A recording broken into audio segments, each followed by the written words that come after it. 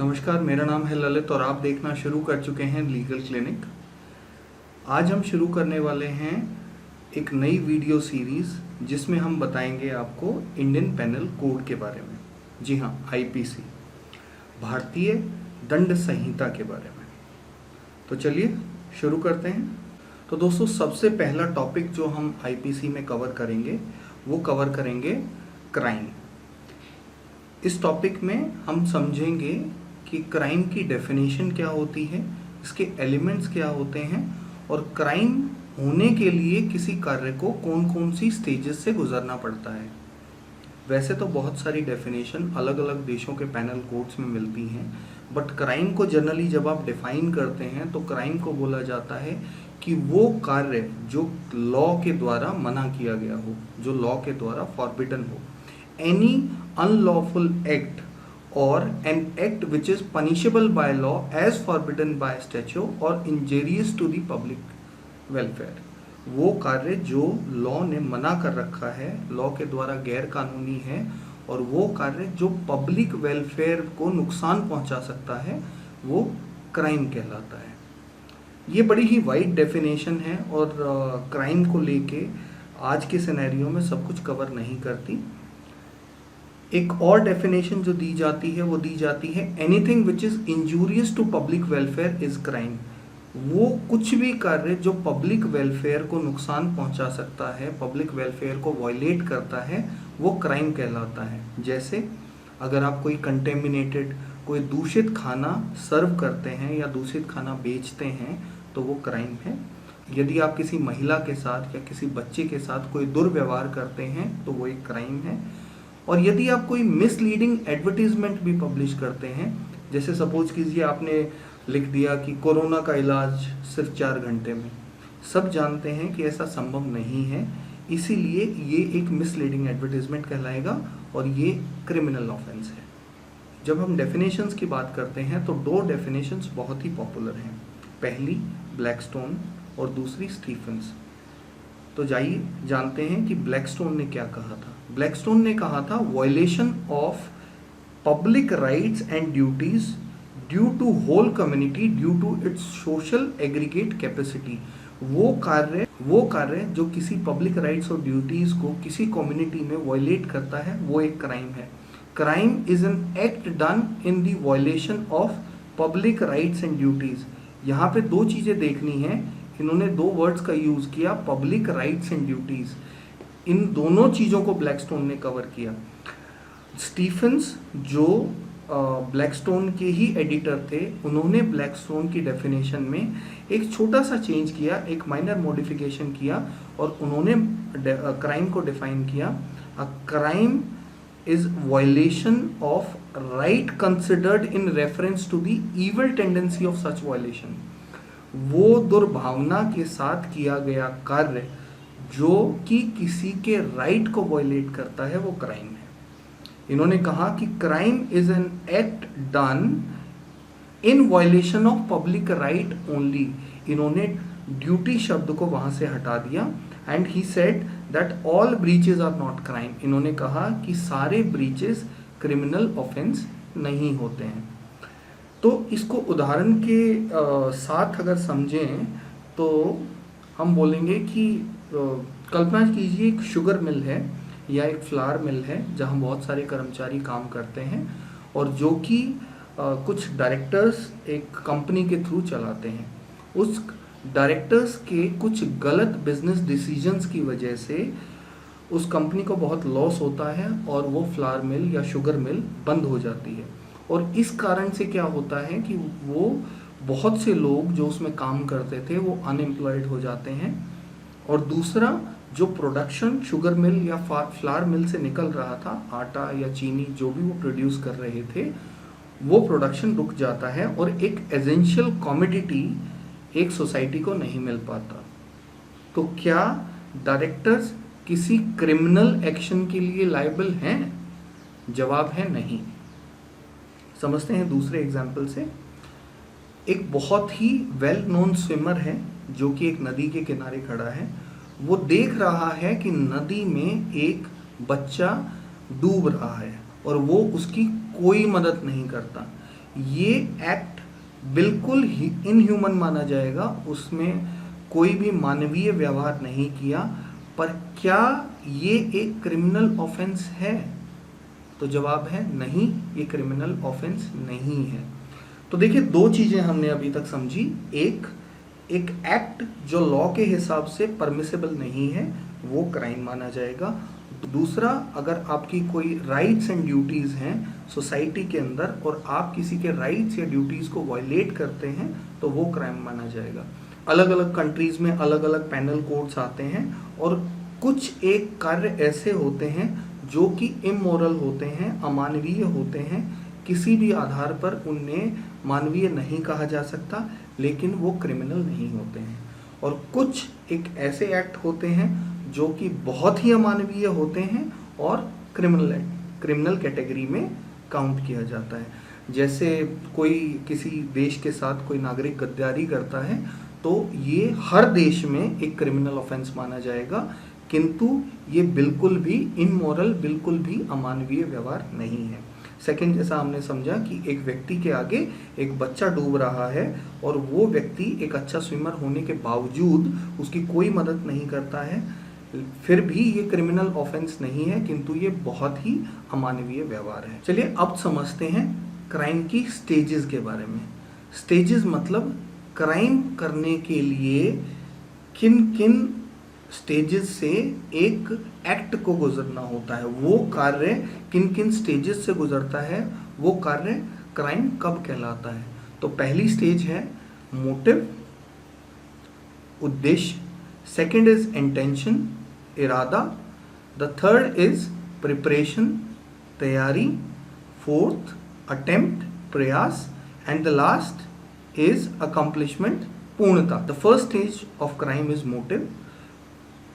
Motive denotes anything that gives birth to any action. ये basically कोई भी कार्य करने की जननी है। मोटिव को आप ऐसे समझ सकते हैं कि सपोज मुझे किसी से बदला लेना है तो ये मेरा उद्देश्य है। आइए इनके डिटेल में समझते हैं। Act which is unlawful can not be excused on the grounds that it was committed with a good motive. Crime सिर्फ इसलिए माफ नहीं किया जा सकता कि वो एक अच्छी इंटेंशन के साथ किया गया था, ये कोई एक्सक्यूज नहीं है लॉ में। And whenever there is a direct evidence of the crime is available, motive is immaterial. जहाँ पे डायरेक्ट दिख रहा है कि इस आदमी ने क्राइम किया है, डायरेक्ट हमारे पास सबूत अवेलेबल है, वहाँ पे मोटिव जो है इममेटीरियल हो जाता है, मोटिव का कोई भी रोल नहीं रह जाता। But in the cases of circumstantial evidences, जहाँ पे कुछ स्थितियां ऐसी बनी कि उस आदमी को वो क्राइम करना पड़ा, वहाँ पे मोटिव एक रेलेवेंट फैक्टर है। तो आगे बढ़ते हैं और समझते हैं कि इंटेंशन क्या होती है। Intention is the second stage of crime. आपने एक मोटिव है आपका, आपने उस मोटिव को पूरा करने के लिए आपके मन में intention I. Now intention shows the purpose of design of doing an act forbidden by law. Intention को अगर मैं दूसरे तरीके से समझाऊं तो आपका बड़ा उद्देश्य क्या था? बड़ा उद्देश्य है कि आपको किसी से बदला लेना है। अब आपकी इंटेंशन क्या है? आपकी इंटेंशन है कि आप उसको जान से मारना चाहते हैं, उसको बॉडीली इंजरी आप करना चाहते हैं, या फिर आप उसकी रेपुटेशन को ख़राब करना चाहते हैं, या उसकी प्रॉपर्टी को ख़राब करना चाहते हैं। ये आपकी इंटेंशन है। तो आप जब एक लेआउट तैयार करते हैं अपने मोटिव को पूरा करने के लिए कि आप इस तरीके से अपना मोटिव पूरा करेंगे, वो बेसिकली इंटेंशन कहलाता है। Now the intention of N accused person is judged by his proved act.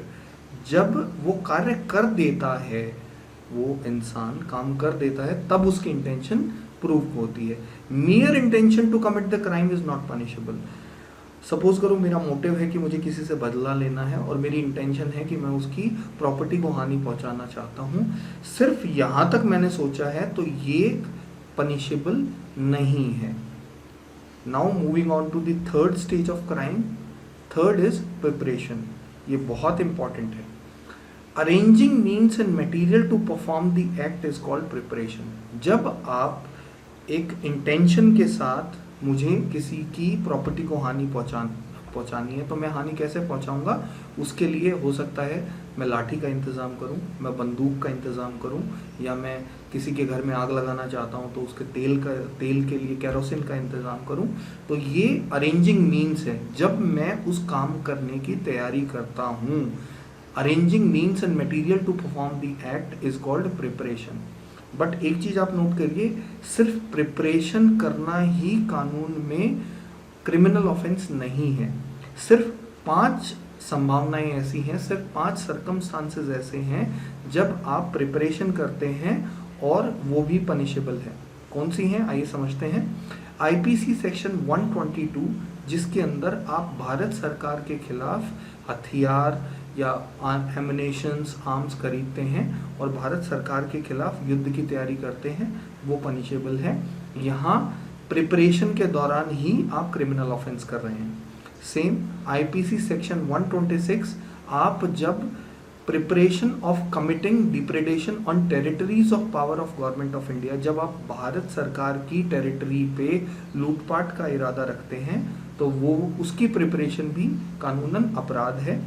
IPC section 232 to section 236, counterfeits और knowingly perform any part of the process of counterfeiting Indian coins, जब आप भारत की currency को knowingly और annoying बनाने के लिए process शुरू करते हैं, वो भी एक अपराध है। ऐसे ही IPC section 339 preparation to commit dacoity, जब आप डाका डालने के लिए तैयारी शुरू करते हैं, वो भी एक अपराध है। IPC section 242, 243, 266, 474, 242 and 243 possession of counterfeit coins knowing that it is counterfeit, आप जब नकली नोट अपने पास रखते हैं जब आपको पता है कि ये नकली है, वो एक अपराध है।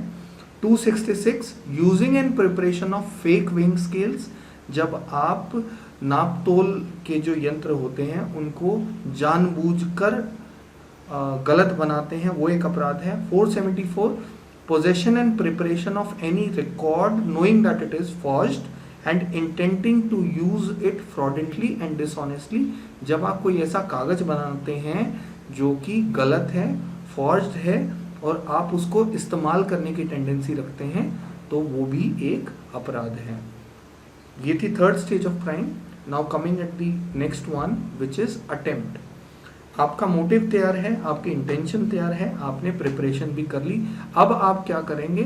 अब आप करेंगे उस कार्य करने का प्रयास, which is called attempt. It is the fourth stage of crime and it is an attempt और commission to perform the act. जब आप वो कार्य एक्चुअली में करते हैं वो अटेम्प्ट कहलाता है। Successful attempt is a crime, अगर आपने वो कार्य जो आप जैसा आपने सोचा था वैसा कर दिया तो वो एक क्राइम हो चुका है, और अगर आप वो कार्य नहीं कर पाए, that is a unsuccessful attempt, वो भी एक क्राइम ही काउंट होता है। अब कुछ एग्जाम्पल्स से समझते हैं कि कौन से अनसक्सेसफुल अटेम्प्ट्स क्राइम माने जाते हैं। IPC section 307 attempt to murder, जब आप किसी को जान से मारने की कोशिश करते हैं। 308 attempt to commit culpable homicide. IPC section 309 attempt to suicide, जब आप आत्महत्या का प्रयास करते हैं। 393 attempt to commit the robbery. IPC section 511 जब आप कोई भी ऐसा ऑफेंस करते हैं जिसके तहत आपको पनिशमेंट सजा दी जा सकती है, वो और आप उस प्रयास में सफल नहीं होते, वो भी पनिशेबल है। कुछ एग्जाम्पल से समझते हैं। आप एक ज्वेलरी की दुकान में जाते हैं और आप सोचते हैं कि वो ज्वेलरी का जो डब्बा रखा है उसके अंदर बहुत सारी ज्वेलरी है। आप उस डब्बे को तोड़ते हैं, खोलते हैं और आप देखते हैं कि वो तो खाली है। तो क्या आपने अपराध किया? बेशक से आपने एक अनसक्सेसफुल अटेम्प्ट किया रॉबरी का, लेकिन ये भी एक अपराध है। सेकेंड एग्जाम्पल समझते हैं। आप किसी की जेब में हाथ डालते हैं, ये नहीं पता आपको कि उसकी जेब खाली है, उसमें कुछ नहीं है, और आपका इरादा था उसकी जेब मारने का, लेकिन आप मार नहीं पाए क्योंकि उसकी जेब खाली थी, तो ये भी एक अपराध है। So this is the fourth stage of crime. Coming at the next one which is accomplishment. यहाँ आपका कार्य पूरा हो गया है, आप जो करना चाहते थे आपने वो कर दिया है। You have executed an unlawful act, जो कि कानून में एक गैर कानूनी कार्य है, आपने वो कर दिया है और इसीलिए क्राइम कंप्लीट हो गया है। अब बढ़ते हैं एलिमेंट्स ऑफ क्राइम। नाउ बहुत से लोग कंफ्यूज हो जाते हैं एलिमेंट्स और स्टेजेस में। तो आप इस चीज़ से समझिए कि आप चाय बनाना चाहते हैं, तो चाय बनाने की विधि जो है कि आप पहले पानी चढ़ाएंगे, फिर उसमें चाय पत्ती डालेंगे, फिर उसमें चीनी डालेंगे, फिर दूध डालेंगे और फिर चाय बनेगी। ये विधि जो है, these are stages of crime. ऐसे ही एलिमेंट्स ऑफ क्राइम, आपको इंग्रेडिएंट्स क्या क्या चाहिए चाय बनाने के लिए। आपको दूध चाहिए, आपको पानी चाहिए, आपको चाय पत्ती चाहिए, आपको चीनी चाहिए, आपको इलायची चाहिए। ये सारे एलिमेंट्स हैं, ये सारे इंग्रेडिएंट्स हैं क्राइम के। तो क्राइम करने के लिए किन किन चीज़ों की ज़रूरत होती है, आइए समझते हैं। पहली चीज़ जो क्राइम करने के लिए चाहिए, वो चाहिए एक ह्यूमन बीइंग, एक इंसान, जो कि सेक्शन 11 आईपीसी में डिफाइन किया गया है जिसको। Second is mens rea, which is guilty mind, जिसको सेक्शन 34 में डिफाइन किया गया है। The next is actus reus. The fourth is injury, जिसको सेक्शन 44 में डिफाइन किया गया है। तो आइए डिटेल में समझते हैं कि ये होते क्या हैं। ह्यूमन बीइंग, एक क्राइम को करने के लिए जो सबसे पहली रिक्वायरमेंट होती है वो ये है कि वो एक मानव होना चाहिए। क्या कोई जानवर अपराध कर सकता है, या क्या किसी जानवर को किसी आपराधिक कार्य के लिए सजा दी जा सकती है? जी नहीं। आप रोड से जा रहे हैं गाड़ी लेके और गाड़ी के आगे सडनली एक कुत्ता आ जाता है और कुत्ते के बचाने के चक्कर में आपकी गाड़ी का एक्सीडेंट हो जाता है। क्या उस कुत्ते को सजा दी जा सकती है? तो इसका जवाब है नहीं, क्योंकि उसका पहला इंग्रेडिएंट ही क्राइम का मिसिंग है। कुत्ता is not a human being. So act must be, अगर आप पॉइंट वाइज डिस्कस करने की बात करें तो act must be committed by the human being. वो एक इंसान द्वारा किया गया कार्य होना चाहिए। अगर हम पुराने एंशिएंट एग्जाम्पल्स की बात करें तो हम देखेंगे कि जानवरों को भी सजा दी जाती थी। कुछ जानवर जैसे भेड़ बकरियां, जब वो चरते हुए किसी के खेत में घुस जाती थी तो उनका पहली बार में उनका एक कान काट दिया जाता था, दूसरी बार में उनका दूसरा कान काट दिया जाता था और तीसरी बार में उन्हें जान से मार दिया जाता था। ऐसे एग्जाम्पल्स हमें देखने को मिले हैं। ऐसे ही जो अपराध का दंड देने की जो क्षमता होती थी, वो लीगल इंस्टीट्यूशन जो थे वो राजा के पास होते थे या दरबार, राजा का दरबार के पास होते थे। और जब धीरे धीरे डेवलपमेंट हुआ तो पेनल कोड्स डेवलप हुए और राइट ऑफ पनिशमेंट जो था वो सोसाइटी को ट्रांसफर कर दिया गया इंडिविजुअल्स की बजाय। तो ये था पहला ingredient which is human being. The second is mens rea, which is defined in IPC section 34, जो होता है गिल्टी माइंड। इसे दुराशे का सिद्धांत भी बोला जाता है या अपराधी मन का सिद्धांत। It is a very well known maxim of criminal law. ये बहुत ही पॉपुलर है और इसको पढ़ते हैं एक्टस नॉन फेसिट रियम नीसी मेंस सिट रिया। इसका मतलब है the act itself does not make a man guilty unless his intentions were so. यदि कोई अपराध किया गया है लेकिन उस अपराध करने के पीछे उसकी कोई मजबूरी है और उसका आपराधिक मन बिल्कुल भी नहीं था, तो वो अपराध नहीं माना जाएगा। चलिए इसको एग्जाम्पल से समझते हैं। आप क्रिकेट खेल रहे हैं, आप एक बॉलर हैं, आपने बाउंसर फेंका और वो आपके हाथ से छूट के डायरेक्ट सर पे जाके बैट्समैन के लगा और बैट्समैन की डेथ हो गई। तो क्या आपने कोई अपराध किया है? जी नहीं, क्योंकि आपका मन जो था उसके अंदर कोई दुराशय नहीं था, आपका आपराधिक मन नहीं था, इसलिए आपने अपराध नहीं किया। तीन पॉइंट इसमें समझने की जरूरत है। पहला है act must be done wilfully. वो एक्ट विलफुली किया, विलफुली मतलब आपने अपनी इच्छा से वो अपराध किया होना चाहिए। The act must be done with the criminal intent. आपकी सोच जो है वो आपराधिक होनी चाहिए, आपके मन में दुराशय होना चाहिए उस अपराध को करने के लिए। और एक्ट और वो दुराशय जो आपने किया है वो दोनों एक दूसरे से मेलजोल खाते हुए होने चाहिए, तब अपराध सिद्ध होता है, तब मेंसेरा या गिल्टी माइंड सिद्ध किया जाता है। अगर हम डिटेल्स में बात करें तो इंग्लैंड में शुरू में, क्योंकि हम इंग्लैंड की बात करेंगे क्योंकि हमारा भारत का संविधान बहुत ही कुछ हद तक इंग्लैंड से मिलता जुलता है और ब्रिटिशर्स ही भारत में बेसिकली कानून लेके आए थे। तो वहाँ पे शुरुआती दिनों में क्राइम और टोर्ट में, अपराध और सिविल रॉन्ग में कुछ ज़्यादा फर्क नहीं होता था और पनिशमेंट जो दी जाती थी वो ये सोच के दी जाती थी कि इसके बदले में कुछ पैसे दिए जाएंगे, जिस आदमी को इंजरी पहुंची है उसको, और उस अपराध को ख़त्म कर दिया जाएगा।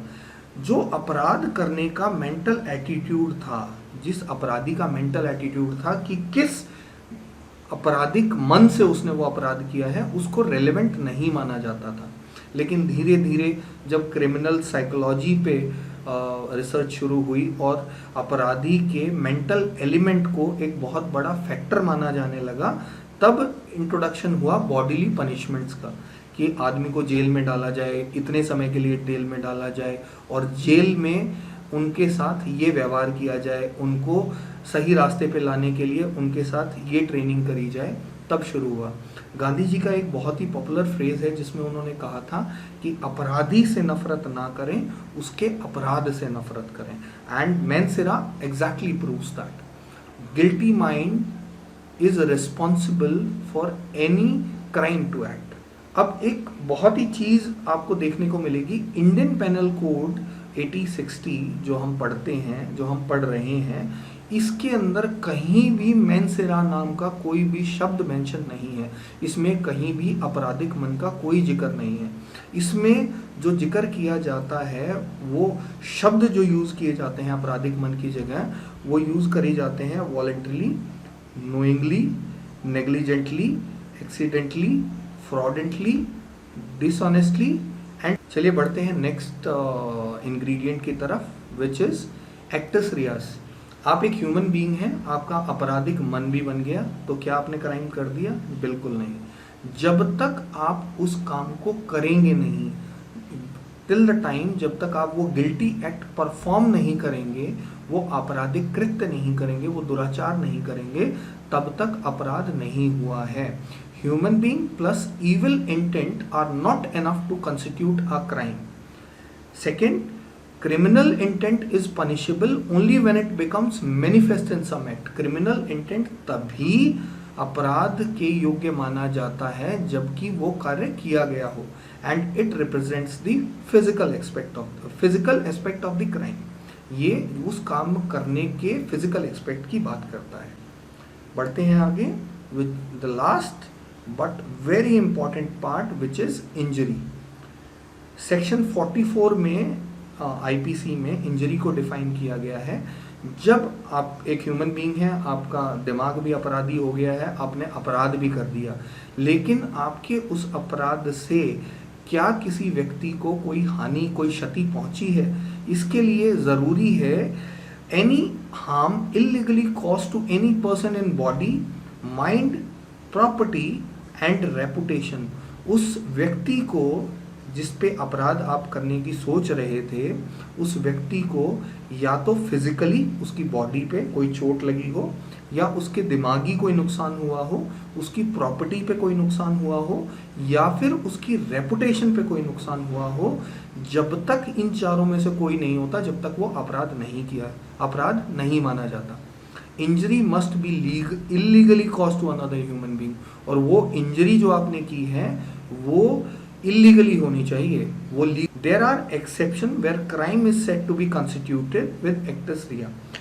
ऐसे कुछ एक्सेप्शंस हैं जब आपने किसी को कोई इंजरी भी नहीं पहुंचाई है लेकिन आपको अपराधी मान लिया गया है, जैसे सेक्शन 494 में इंडियन पेनल कोड में बायगैमी को अपराध माना गया है। तो दोस्तों, ये था आज का टॉपिक जिसमें हमने पढ़ा कि क्राइम क्या होता है, क्राइम के एलिमेंट्स क्या होते हैं। क्विक रिकैप देख लेते हैं।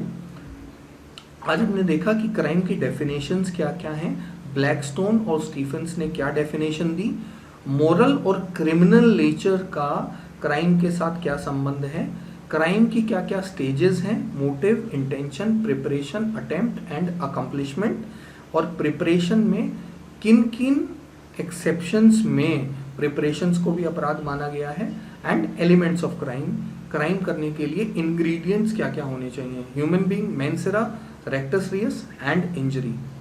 ये था आज का टॉपिक। मिलते हैं ऐसे ही किसी टॉपिक के साथ, तब तक के लिए धन्यवाद। जय हिंद, जय भारत।